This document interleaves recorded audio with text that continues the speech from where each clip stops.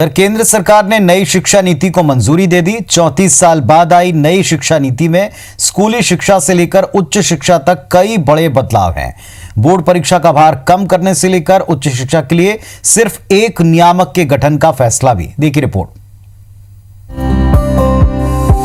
नई शिक्षा नीति यानी न्यू एजुकेशन पॉलिसी। शिक्षा नीति का मतलब ये समझिए कि कब तक स्कूलों में पढ़ना है, ग्रेजुएशन कितने साल में होगा, बोर्ड परीक्षाएं कौन सी क्लास में होंगी। इस तरह के नियम तय करने वाली नीति ही शिक्षा नीति कहलाती है।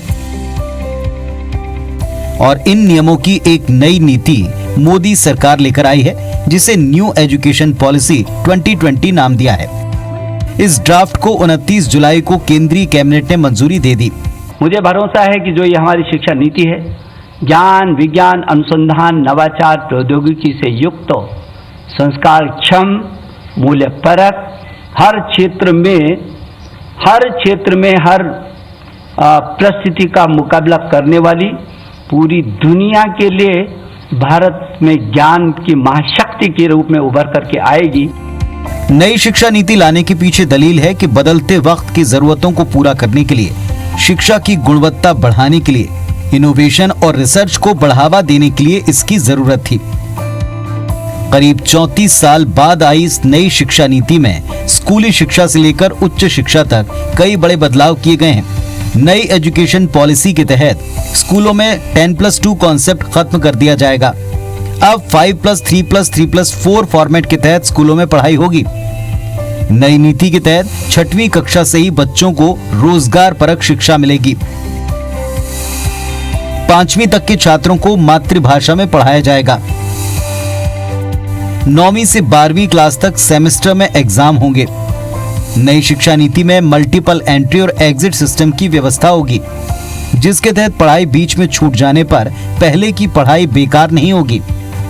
इसके अलावा सरकारी, निजी, डीम्ड सभी संस्थानों के लिए अब एक समान नियम होंगे। विदेशी यूनिवर्सिटी को भारत में कैंपस खोलने की अनुमति होगी। जाहिर सी बात है कि सरकार के इस फैसले को लेकर अब राजनीतिक बहस भी छिड़ गई है। बीजेपी नेता जहां इसका स्वागत कर रहे हैं, तो कांग्रेस के मुताबिक नई नीति से निजीकरण को बढ़ावा मिलेगा। ये तो भारत सरकार की एजुकेशन पॉलिसी है और वो अच्छी पॉलिसी है। कोई राज्य नहीं बचेंगे, सबको लागू करना ही है।